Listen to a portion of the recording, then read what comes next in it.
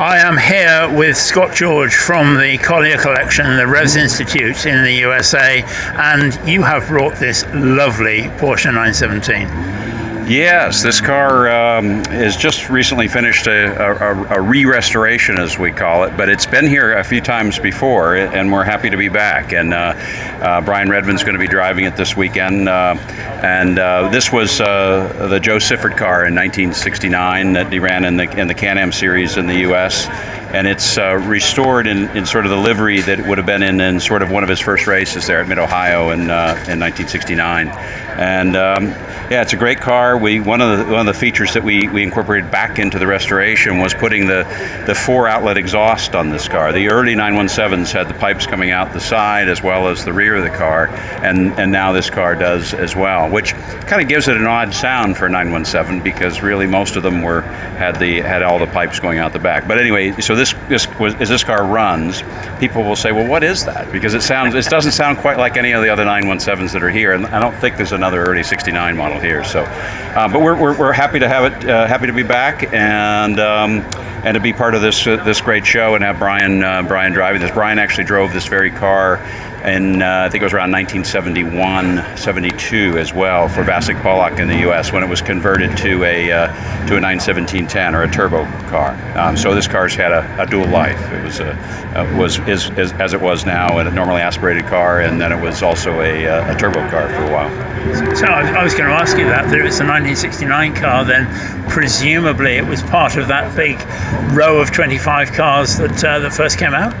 Well, I think this car's chassis 028, so it would have been probably just on that side of it. But it would have been a coupe. I mean, it would have been destined to be a coupe that they then decided to convert to be a Spider for that series, and of course they ran similar cars in the Inter Series in Europe as well.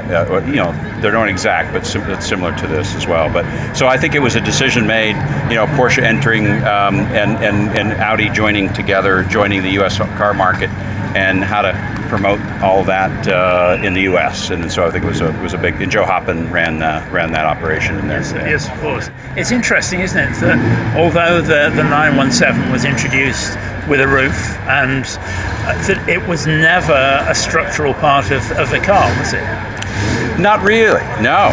The roof structure, the tubes. If you look at one of the coupes and get a chance to look sort of up inside, you'll see that there's just a small aluminum tubing that follows sort of the roof line across the windscreen and then across the back, and really no structural integrity. I'm sure in some small way, between bonding the fiberglass all together onto those tubes, it probably does add some sort of minor bit, but it was not like cutting the roof off of so many cars that were designed to have that incorporated into their structural integrity. But so yeah, they may have added a couple more tubes in the chassis when they did this, but the cars were really softly sprung in those days too. So you were still putting loads in the chassis, but not like you would be with sort of anywhere near modern spring rates and stuff used today. Isn't it interesting that we talk now about the aerodynamics, about how things are sucked down onto the road, about how all these things work? This was the very beginning of all of that, wasn't it? Oh, absolutely.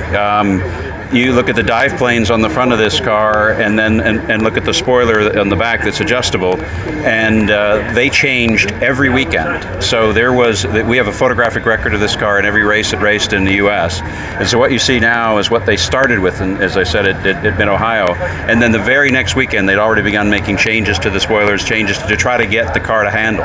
And the cars were quick enough and fast enough that they were getting push in the front, so they kept trying to get the front downforce, and they were always changing and playing with aero, even in the Can-Am series. And I think it may have been I think they made some change in the suspension as well for 1970, which improved the anti-dive characteristics and stuff, which helped with some of that. But you can see the car at some sort of odd angles occasionally in '69 when you look at the photographs. But absolutely every single race there was new either sheet metal pieces added, and by the last race at Riverside in in 1969, the whole front nose had been changed, and it was a wedge. It was just a wedge nose, like a slice of cheese, a piece of wedge cheese, on the front. And so they were really trying to get the thing to stick. And so but it was. Aerodynamics were obviously, we've all heard the stories about the aerodynamics situations with the early coupes, but even these cars, the combination of suspension and that, they were trying everything they could to pick up some downforce, if you will, or some grip. Some grip, yeah. Not downforce, but grip, yeah. And obviously when you look at the 91730, a different car again, completely. Oh, no, yeah, absolutely. That car is... it was the culmination of everything they learned, right, in those several year period leading up to that car. Chassis was improved, longer wheelbase, stronger, all the things done, and then the bodywork, of course, with all the aero. That was the car, and the car right behind you, I'm sort of staring at here, is the 71 Le Mans car, and if you talk to that's from the Le Mans Museum, but if you talk to the drivers that drove those cars, or 917s in the day, that were lucky enough to drive that last evolution of the long tail, they'll tell you it was the best racing car they ever drove. I believe Derek Bell and Gerard Larousse, if you asked them today, they would say the long tail 917 in 71 was the best car they ever drove. But not in 1969. No. I think in 69 and 70 they might not say that. but this one, yes, the 71. So we absolutely love our car, but I can't help but admire this beautiful long tail in the background as well next to us. It must be very difficult to spend the whole weekend surrounded by Porsche 917s. Oh, it certainly is. I mean, this lineup right here, to stand at one end and just sort of look down the tent row, is pretty amazing, And I'm sure as the weekend goes on, we'll try to get all the noses perfectly lined up for some great photographs here or something. But no, it's surreal in a way. And I think Porsche is also doing a special exhibit at their museum right now. So to think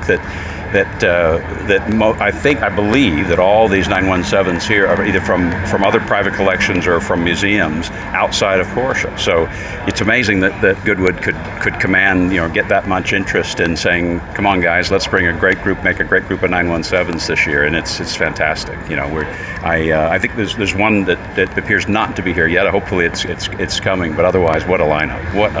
Yeah. Well, we're incredibly grateful to you for bringing this particular car, because it is different and it's just lovely. It's fantastic. Scott, thank you so much for talking to us.